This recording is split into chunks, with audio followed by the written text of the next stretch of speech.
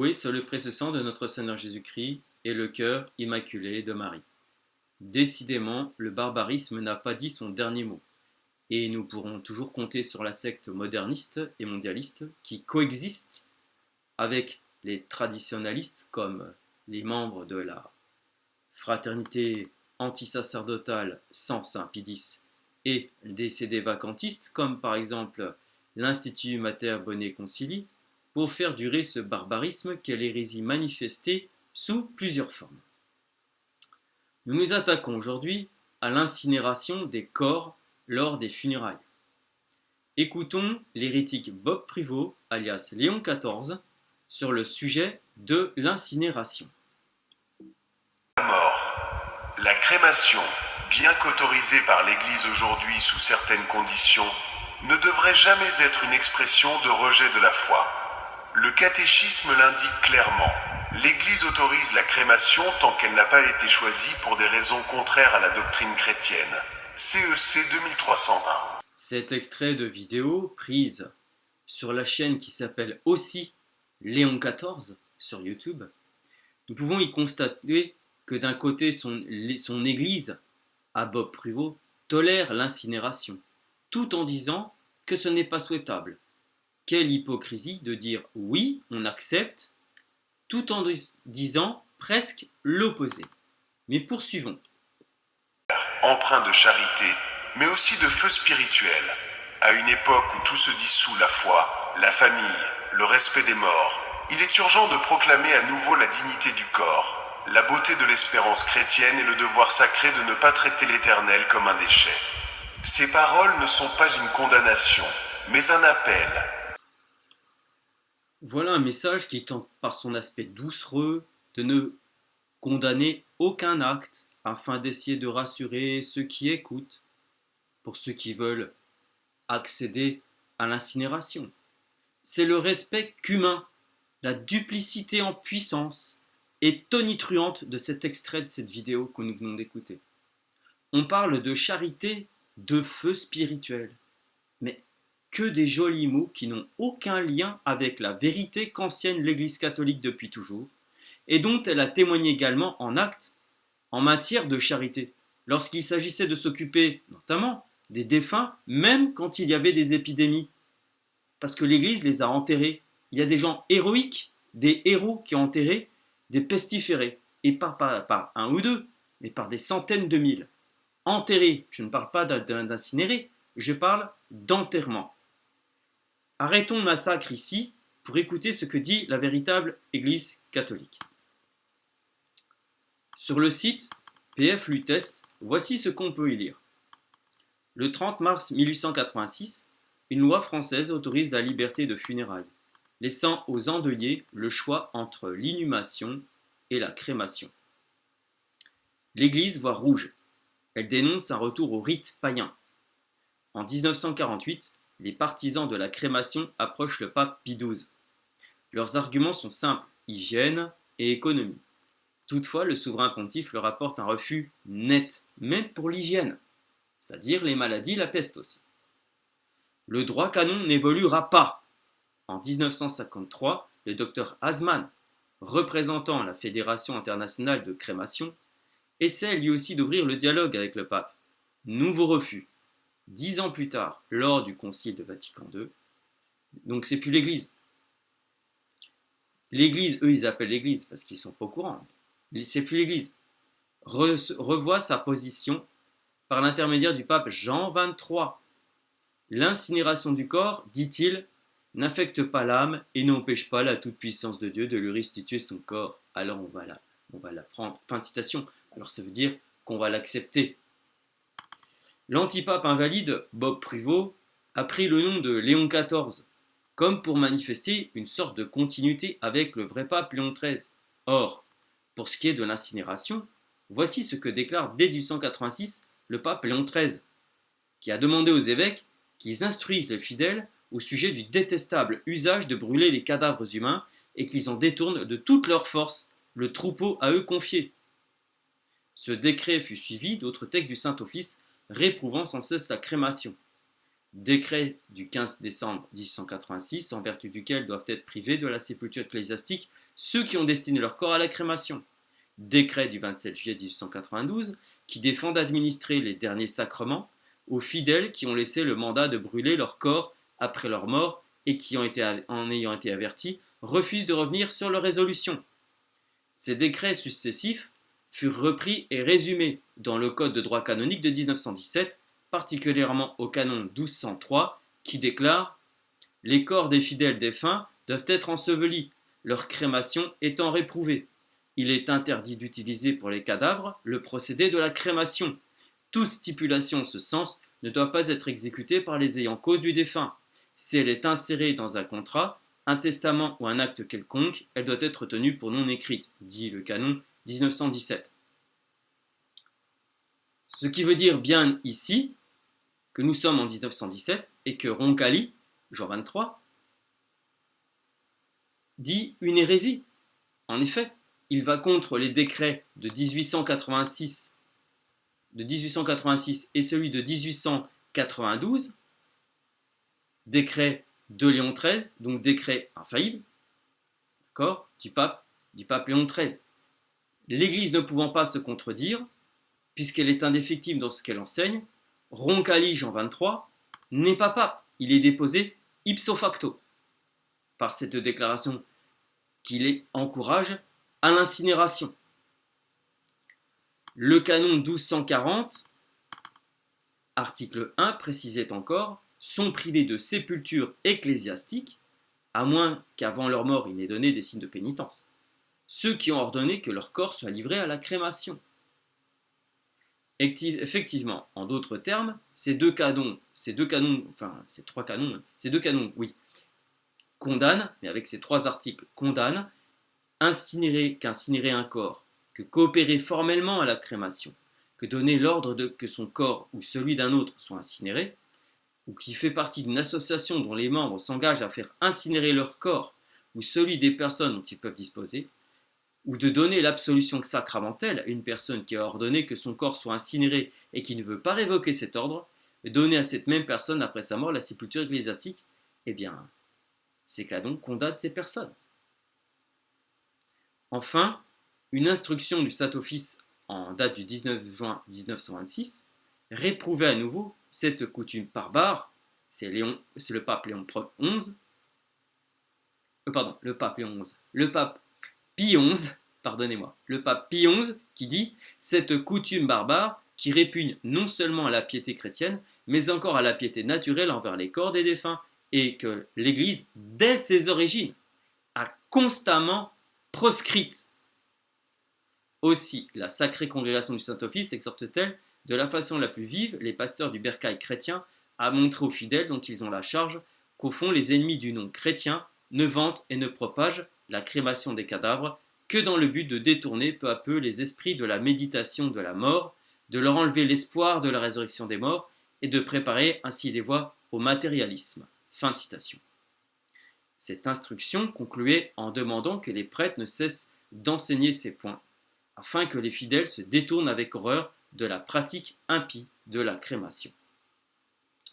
Selon l'étymologie, cimetière signifie dortoir. Dans le cimetière, les défunts reposent. L'inhumation est en harmonie avec les dogmes des fins dernières, qu'elle signifie bien le corps semé dans la corruption ressuscitera incorruptible. Même les anciens barbares, qu'étaient les Égyptiens, n'ont jamais eu recours à la crémation sous aucun prétexte. Je cite ici un passage du révérend père Vigourou, tiré de son ouvrage La Bible des découvertes modernes, tome 2.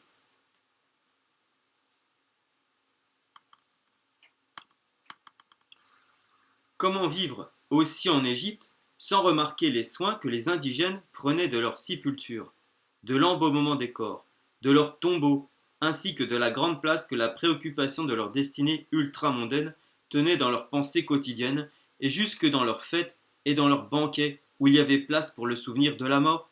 Jamais aucun peuple n'a fait passer à un tel degré dans sa vie tout entière l'idée de l'immortalité. Toute la religion, toute la philosophie des anciens Égyptiens repose sur la doctrine de la permanence de l'âme et de l'existence d'une rémunération posthume. Les Hébreux ont longtemps vécu au milieu des Égyptiens. Aucun homme raisonnable ne pourra donc contester qui n'ait connu les idées des Égyptiens sur la vie future.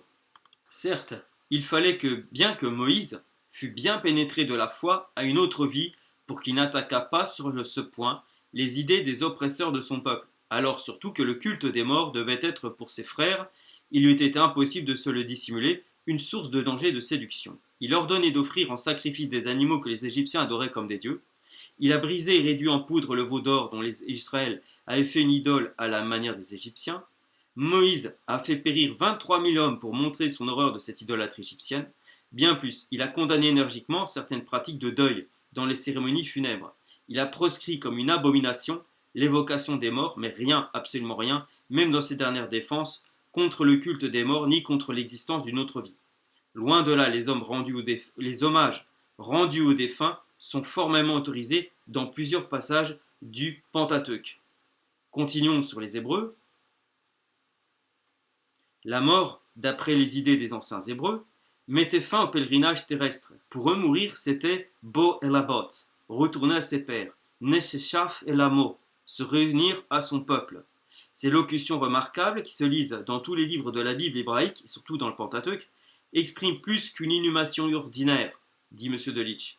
De même que lorsqu'il dit que les patriarches meurent rassasiés de jour, on indique par là non seulement le dégoût des misères de cette vie, mais aussi les aspirations de vie meilleure. La même réunion avec les ancêtres n'est pas seulement la réunion des corps, mais aussi la réunion des personnes.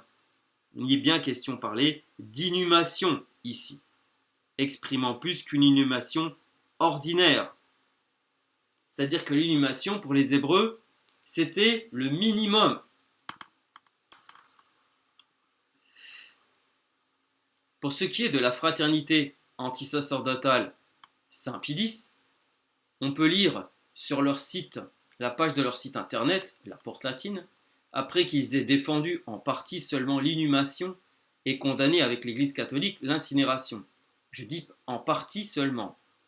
En effet, cette même secte traditionnaliste, à la teneur janséniste, publie également sur leur site, la porte latine, que selon l'Église catholique, l'incinération peut être pratiquée uniquement en cas de peste et d'épidémie. Affirmation purement gratuite, car sans source apportée par eux-mêmes. Quand on voit le refus absolu du pape Pie XII à l'incinération, on doit s'abstenir de recourir à l'incinération des corps. Même en cas d'épidémie, les canons ne mentionnent aucunement ces tolérances, ni Pie XII. D'ailleurs, combien de saints sont héroïquement morts en cas de peste lorsqu'ils inhumaient les corps des pestiférés?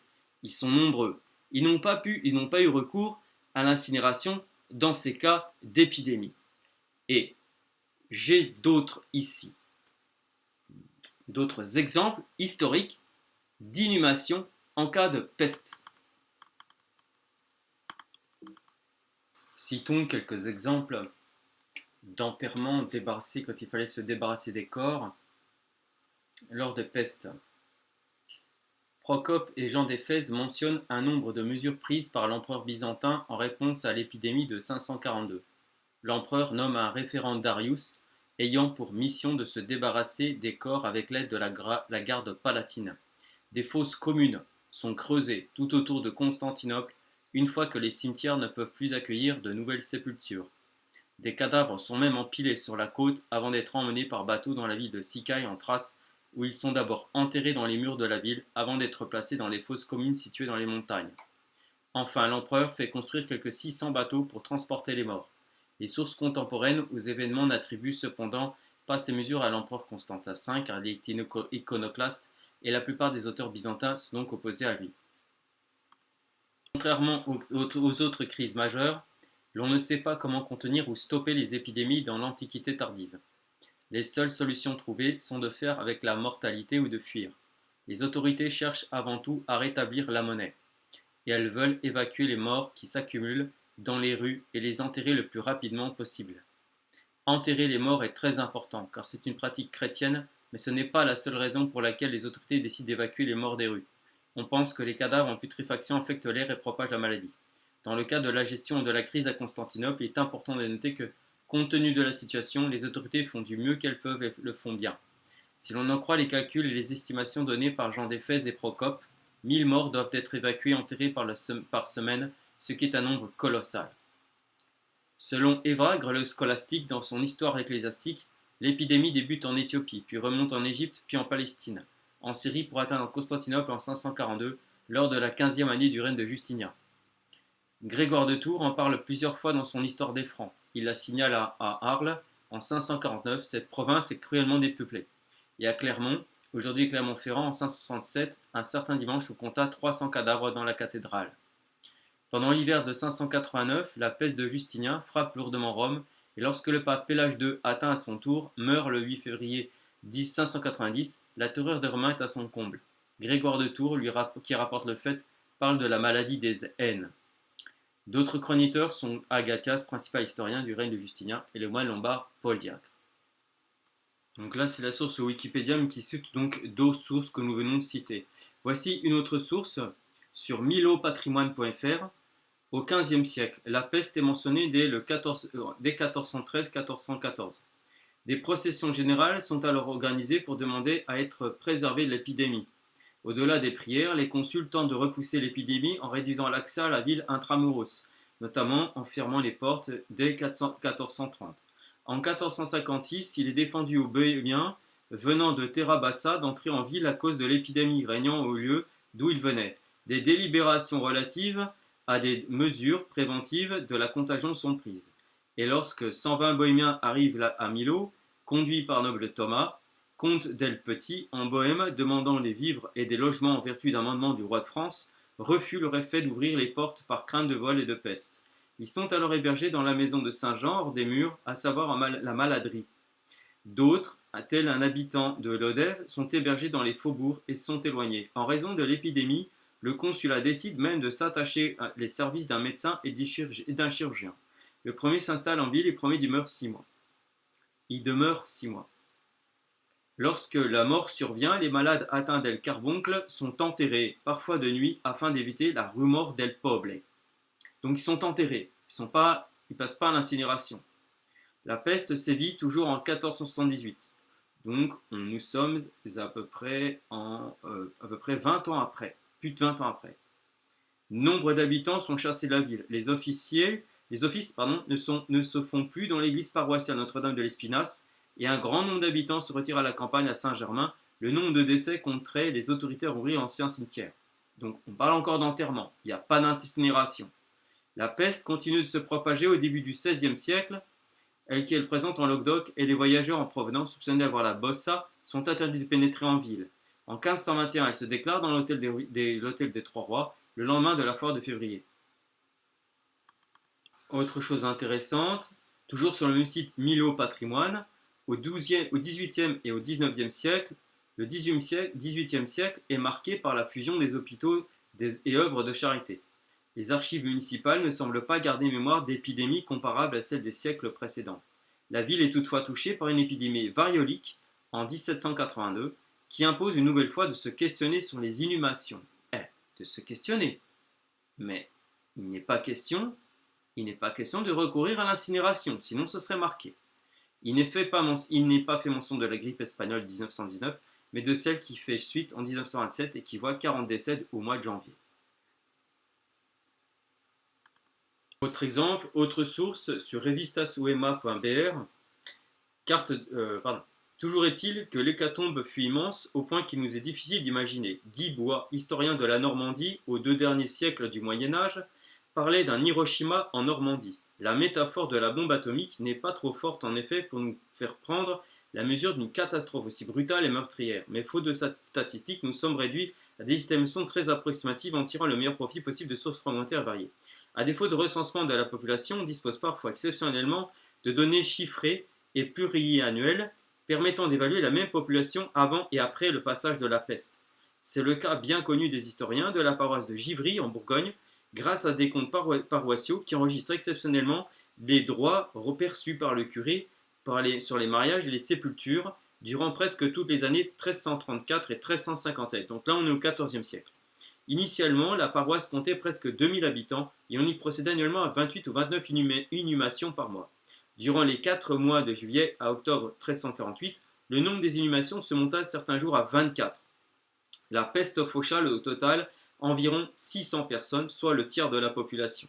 Les chiffres sont comparables dans la paroisse de Saint-Nizier de Lyon, qui comptait 3000 ou 4000 habitants avant la peste.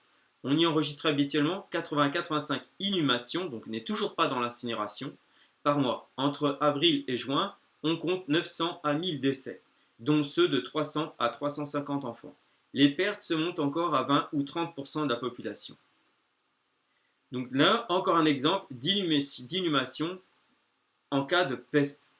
On ne parle pas d'incinération. Encore un autre exemple.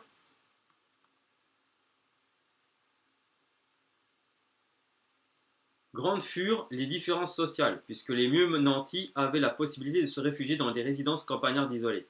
À l'exemple du groupe de 7 jeunes femmes et 3 jeunes gens qu'évoque Giovanni Boccaccio en 1353 dans le prologue du Décaméron. Alors que toute la société florentine est mise à bas par le fléau, que les cadavres s'accumulent dans les rues faute de sépulture, donc on parle de sépulture, on ne parle pas de crémation, et que une poignée insouciante d'aristocrates dans le fleur de l'âge se met à l'abri dans une villa du Contado pour se raconter de plaisantes histoires. Cette fiction littéraire n'est pas loin de la réalité puisque quelques années plus tard, en 1362, alors que la peste était de retour, Francesco Petrarca écrivait à son ami Boccaccio pour l'inviter à quitter la ville avec lui. D'autres narrations faites à vif nous permettent pareillement d'apprécier les réactions des contemporains.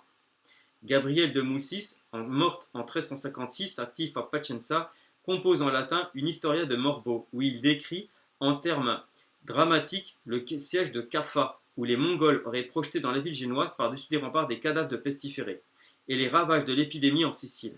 Plus au nord, l'abbé de Saint-Martin de Tournai, Gilles de Moussis, 1353, compile plusieurs chroniques très précises entre 1347 et 1351. Les miniatures qui illustrent certains manuscrits de son œuvre montrent l'accumulation des cercueils portés dans le plus grand désordre au cimetière et les massacres des Juifs accusés de propager l'épidémie. Et enfin, voici l'avant-dernier exemple. Après 1670, il y a la peste de Marseille en 1720.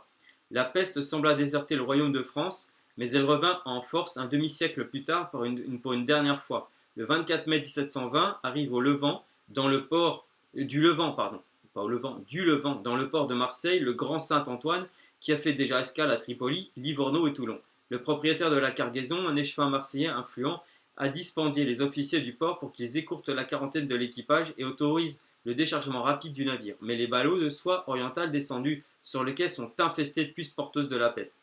L'épidémie se répand dans la ville, d'abord lentement, puis elle se déclare le 28 juin. Avec les fortes chaleurs de l'été et à la suite des pluies torrentielles, elle explose le 21 juillet. C'est la panique. 10 000 personnes quittent la ville et s'enfuient en Provence, où l'épidémie se répand. Un cordon sanitaire est mis en place le 4 août autour de la ville, mais de nombreux fugitifs parviennent à le franchir. En ville, les maisons contaminées sont fermées et enfumées, et leurs portes marquées d'une croix rouge. En juillet, on compte 100 morts par jour, que les corbeaux, qui sont souvent les forçats libérés, à cette seule fin, doivent enlever pour les ensevelir, au risque d'être eux-mêmes contaminés. Corbeaux entre guillemets, ce sont des personnes. En août, le nombre quotidien des victimes atteint 400 par jour. En septembre, il est de 1000. Au total, la peste de 1720 aura tué dans la région 120 000 personnes, dont 50 000 à Marseille même. Donc là, on est en 1720. Donc autant dire que l'inhumation ne pose pas question. Il faut les ensevelir, les corps. Il ne faut pas les incinérer. Enfin, pour la petite histoire de Germont et Gauthier à Béthune, l'histoire de la confrérie des charitables qui existe encore aujourd'hui, mais qui malheureusement, depuis la signature de la laïcité, depuis 1905, depuis la loi de 1905, cette confrérie n'est plus catholique, elle est laïque. Donc du coup, qu'avant elle l'était. Et donc du coup, malheureusement, aujourd'hui, ils ont recours à l'incinération et à la participation à la crémation, à l'incinération, ce qui est une hérésie en soi. Donc ils ne sont plus du tout catholiques, hein, la confrérie charitable de Béthune. Personnellement, j'y ai participé, j'y étais, et je l'ai quitté en grosse partie à cause de ça. Puis il y avait des francs-maçons à l'intérieur. Bref, ça c'est pour la petite histoire personnelle. Mais revenons à ce qui nous intéresse ici. L'histoire de la confrérie des Charitables débute en 1188, lorsqu'une épidémie de peste dévaste la région. Il se raconte que Saint-Éloi parut et demande à deux maréchaux ferrants, Gauthier et de Béthune, et Germont de Beuvry, de fonder une charité. Ainsi, les Charitables de Béthune et de Beuvry sont nés. Gauthier et Germont, les deux maréchaux ferrants, se rencontrent à la source de Quinty pour se raconter leur vision, encouragés par Robert V de Béthune et sur les conseils du prieur de Saint-Prix. Ils fondent la confrérie des Charitables de Saint-Éloi. Leur tâche consiste à accompagner et à enterrer les morts sans distinction. Oui, et il y a aussi une épidémie de peste, n'oublions pas. Les Charitables poursuivent encore aujourd'hui, bon ça c'est sur aujourd'hui, parce que là je lis en fait le site internet de la ville de Béthune qui explique en 2 mots l'histoire des Charitables. Mais ils ont enterré, en tout cas, et je le sais puisque j'y étais, donc à cette confrérie, donc je sais de quoi je parle. Ils ont enterré en fait les pistéférés, les Charitables de Béthune. Jamais ils ont eu recours à l'incinération. Voilà pour ce qui est donc des preuves non exhaustives, mais quand même, ça fait quand même 4 ou 5 preuves de comme quoi, par le passé, même en cas d'épidémie et de peste, enfin d'épidémie, quoi, on n'incinérait pas les corps, on les enterrait.